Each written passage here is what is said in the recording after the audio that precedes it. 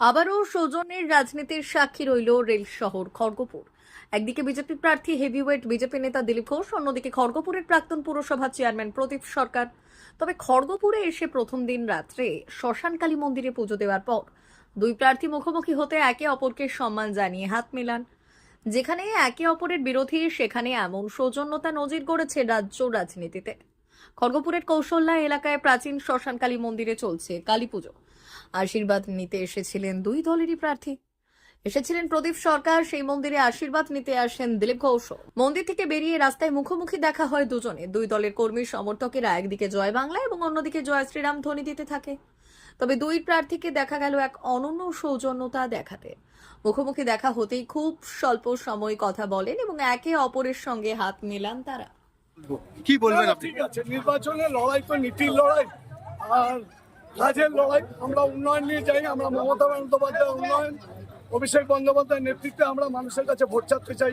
আমরা লক্ষ্মী ভাণ্ডারের জন্য চাই, আমরা যুব সাথীর জন্য ভোট চাই, আমরা কন্যাশ্রীর জন্য চাই, আমরা স্বাস্থ্য সাথীর জন্য চাই, আমরা যুব সাথীর জন্য চাই। তো আমরা উন্নয়ন সারা বছর করি, সারা বছর মানুষের জন্য কাজ করি, সেই হিসাবে ভোট চাই। আর মন্দিরে অমাবস্যা কৌশল্যা মন্দিরে আমি প্রতিবারই আসি। আমার একটাই পার্থক্য, আমি প্রতিবারই আসি, দিলীপ ঘোষ প্রথম বলে। এটাই হচ্ছে পার্থক্য। মায়ের কাছে আমি প্রতিবারই আসি, এবছর এসেছি। আমি প্রতি বছর এই কালী পুজোয় জবে থেকে আমি চেয়ারম্যান হয়েছি বা তার আগে থেকে আমার মামা বাড়ি এখানেই ছিল। আমি ছোটবেলা থেকে এই মন্দিরে আসি, প্রতিবারই আসি। নির্বাচন বলে ব্যাপার নেই, মায়ের কাছে আশীর্বাদ চাইতে এসেছি। মা খড়গপুরের সব মানুষকে ভালো রাখুক, সবাই সুস্থ থাকুক, সুন্দর থাকুক, এই প্রার্থনা করতে এসেছি।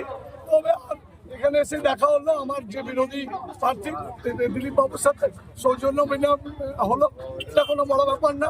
আর রাজনৈতিক মত পার্থক্য থাকবে, সেটা রাজনৈতিক ময়দানে থাকবে।